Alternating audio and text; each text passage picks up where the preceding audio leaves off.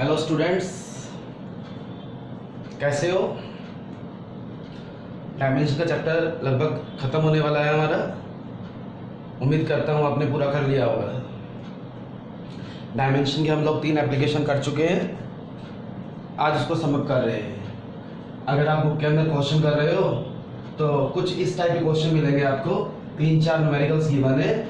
If the unit of force is 100 Newton, unit of length is 100 meter and unit of time is 100 second, then what is the unit of mass in this system of unit। हमें 3 physical quantity given है, force, length and time. कहते हैं मास की unit क्या होगी। जो last numericals किया हमने उसके अंदर क्या था, मास, लेंथ और टाइम को एक नए सिस्टम के अंदर कन्वर्ट करते थे। जैसे एग्जांपल था कि अगर हम मास की यूनिट ग्राम की जगह किलोग्राम कर देते हैं, लेंथ की यूनिट सेंटीमीटर की जगह मीटर कर देते हैं, टाइम की यूनिट सेकंड की जगह हावर कर देते हैं, तो फोर्स की नई यूनिट क्या बनेगी। इस क्वेश्चन में क्या है, आपको फोर्स की यूनिट गिवन है, लेंथ की यूनिट गिवन है, टाइम की यूनिट गिवन है। अब हमें निकालनी है मास की यूनिट क्या होगी। जब इस टाइप के नंबर में क्वेश्चन गिवन हो तो सॉल्व करने का तरीका थोड़ा सा डिफरेंट है जो पहले किया हमने। कैसे सॉल्व करते हैं इसको। फोर्स गिवन है आपको 100 न्यूटन का, तो फोर्स का डायमेंशन फार्मूला क्या होता है, mlt-2 इज इक्वल टू क्या गिवन है आपको 100। Second, length is 10 metre, l is 10 metre 10, and next time is given 100 second, you write t time is equal to 100। ऐसे आपको 2 या 3 इक्वेशन मिलेंगी बनी हुई। आपको सिर्फ डायमेंशन हम लिखने हैं और उनकी वैल्यूज पुट करनी है। अब क्या करो, आप इन तीनों को मैनिपुलेट करो, जमा घटा गुना भाग कुछ भी करो, आप l और t की वैल्यू पुट कर दो यहाँ पर और m की वैल्यू आ जाएगी। हमारा एम क्या है, अल्टीमेटली मास की यूनिट निकालनी है। तो जैसे मैं इसे सॉल्व करता हूँ, l कितना गिवन था अपने को, l की जगह 10 रख दो।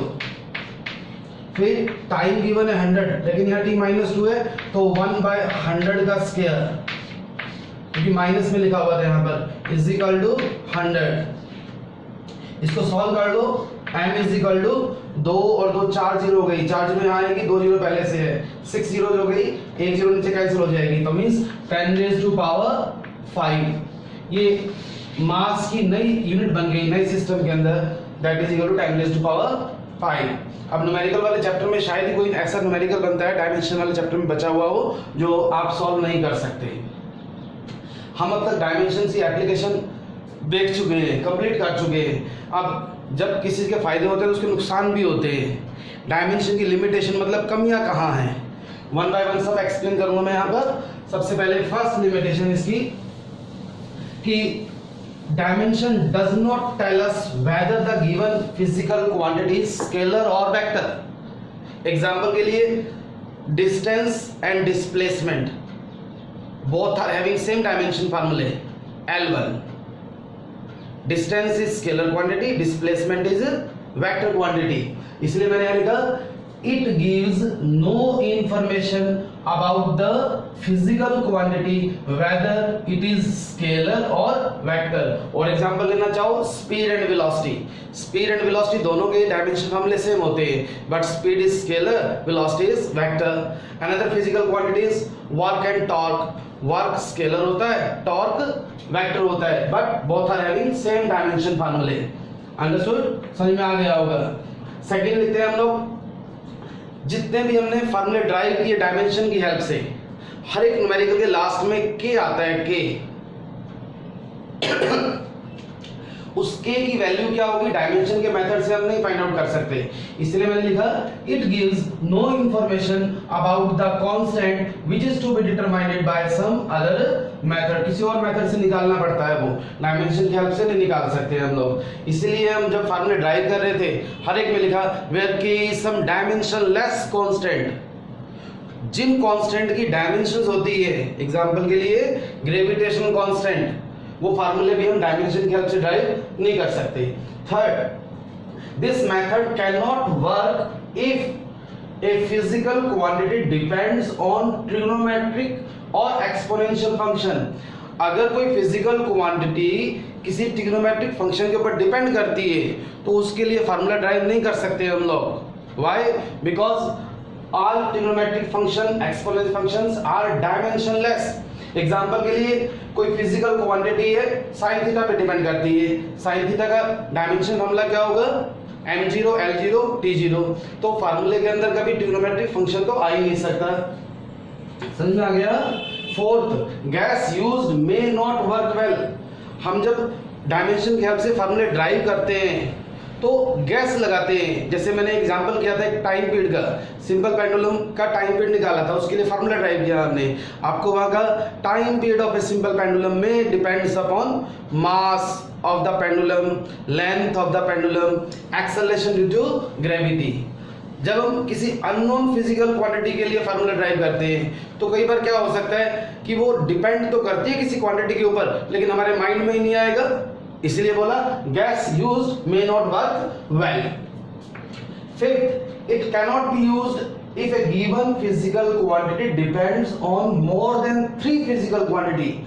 हम जब डायमेंशन की हेल्प से फार्मूला ड्राइव करते हैं तो जैसे मैंने यहाँ लिखा था टाइम पीरियड वाले में, m पे डिपेंड करता है, l पे डिपेंड करता है, g पे डिपेंड करता है, फिर ऊपर लिखा मैं a b c। यहाँ time period 3 fundamental physical quantity के ऊपर डिपेंड कर रहा है, 3 फिजिकल क्वांटिटीज के ऊपर। अगर कोई फोर्थ भी गिवन हो, एग्जांपल के लिए मैं यहाँ ले लेता हूँ फ्रीक्वेंसी ले ली या कोई वेवलेंथ ले लिया, कुछ भी नंबर, एनी नंबर, तो उसके ऊपर हमें d लिखना पड़ेगा, d।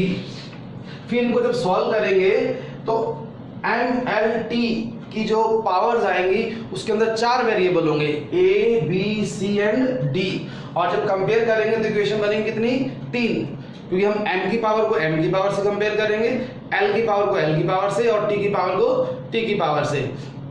ये मैथ कहता है कि जितने वेरिएबल्स हो उनको सॉल्व करने के लिए कम से कम उतनी इक्वेशन चाहिए। तो हमारे पास वेरिएबल तो हो जाएंगे 4 और इक्वेशन बनेगी 3, उसको कंप्लीट सॉल्व भी नहीं कर पाएंगे।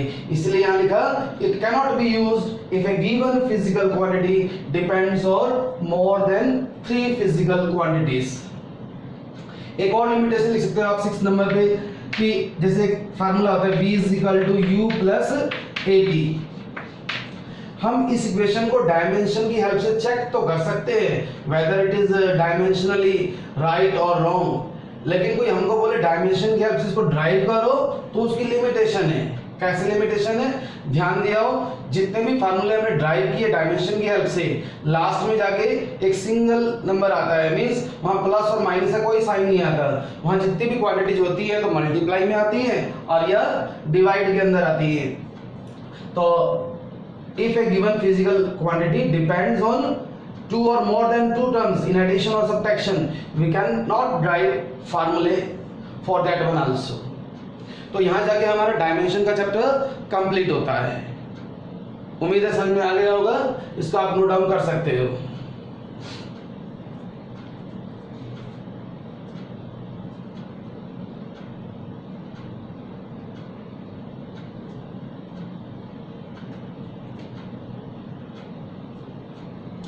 नोट कर लिया होगा, अगर नोट नहीं किया तो आप वीडियो को पॉज करके नोट कर लेना।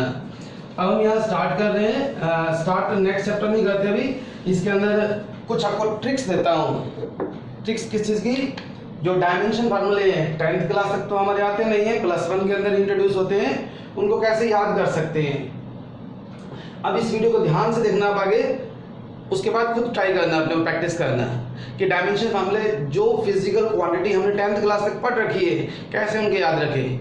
अब सबसे बेसिक है, डायमेंशंस का मतलब ये है कि MLT मास लेंथ टाइम की पावर कितनी होगी। अब मेरे से किसी ने पूछा मास का डायमेंशन फार्मूला क्या होता है, मास के अंदर तो m ही आया है, तो m1 लेंथ टाइम नहीं है, m1 l0 t0, लेंथ का क्या होगा l1, टाइम का क्या होगा t1। उसके बाद मैं चौक बोर्ड कॉपी पेन पेंसिल का यूज नहीं करूंगा, जस्ट आपको ट्रिक बता रहा हूं कैसे याद कर सकते हो आप। स्पीड का डायमेंशन फार्मूला बताओ, रट्टा नहीं लगाना, स्पीड का डायमेंशन फार्मूला आपको फार्मूला आता है। स्पीड का क्या होता है, डिस्टेंस ओवर टाइम, ऊपर डिस्टेंस है नीचे टाइम है, इट मींस l ऊपर है t नीचे है, तो क्या बन गया lt - 1। स्पीड हो या वेलोसिटी हो, दोनों का डायमेंशन फार्मूला सेम होता है। स्पीड के बाद एक्सेलरेशन का डायमेंशन फार्मूला क्या होगा, एक्सेलरेशन का फार्मूला क्या होता है, वेलोसिटी ओवर टाइम। ऊपर क्या था, वेलोसिटी का निकाला था ना लास्ट वाले में अभी, एल टी माइनस वन। अब एक्सेलरेशन के फार्मूले में क्या आया, velocity over time, L T minus one over T, तो बन गया L T minus two. Acceleration का dimension formula L T minus two. Force का क्या होता है, फोर्स का डायमेंशन फार्मूला, फोर्स का फार्मूला होता है मास इनटू एक्सेलरेशन। मास का एम आ गया, एक्सेलरेशन क्या था अभी एल टी माइनस टू, तो फोर्स का क्या बन गया M L T minus two. Force का याद हो गया। उसके बाद वर्क का फार्मूला क्या होता है, फोर्स इनटू डिस्टेंस, डिस्टेंस का एल, फोर्स से क्या निकाला था अभी हमने M L T minus two, तो क्या बन गया total M L two T minus two. Power का चाहिए, पावर का फार्मूला क्या होता है वर्क ओवर टाइम। वर्क का डायमेंशन फार्मूला जस्ट अभी क्या निकाला था मैंने M L two T minus two, तो power work over time, M L two T minus two, नीचे टाइम, तो क्या बन गया M one L two T minus three. Pressure का चाहिए, pressure force over area, force का क्या होता है M L T minus two, नीचे area, area means length into length L two, तो क्या बन जाएगा M one L minus one T minus two. एक और फिजिकल क्वांटिटीज का डायमेंशन वाला बहुत बार यूज करना पड़ता है अपने को, टेंशन। वो टेंशन क्या होती है, फिजिक्स के अंदर कहीं भी धागा रस्सी स्प्रिंग आ जाए तो वहां टेंशन आती है, टेंशन बोलते हैं हम खिंचाव को। And tension is nothing but force, it means tension का डायमेंशन फार्मूला वही होता है जो फोर्स का होता है M L T minus two. एक क्वांटिटी और कंफ्यूज करेगी आपको, surface tension. Remember tension and surface tension both are different. Tension तो फोर्स से इक्विवेलेंट हो गया, सरफेस टेंशन 7th यूनिट के अंदर आएगी प्रॉपर्टीज ऑफ मैटर में, लेकिन डायमेंशन फार्मूला इस चैप्टर में लिखना पड़ता है अपने को।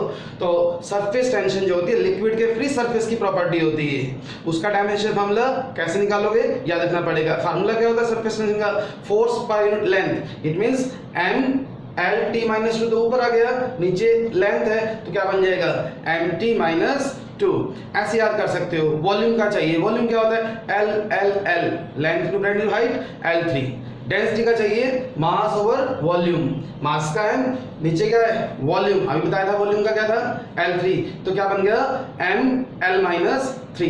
ऐसे किसी का भी डायमेंशन फार्मूला जस्ट मेमोराइज करो, बिना कॉपी पेंसिल के निकाल सकते हो आप।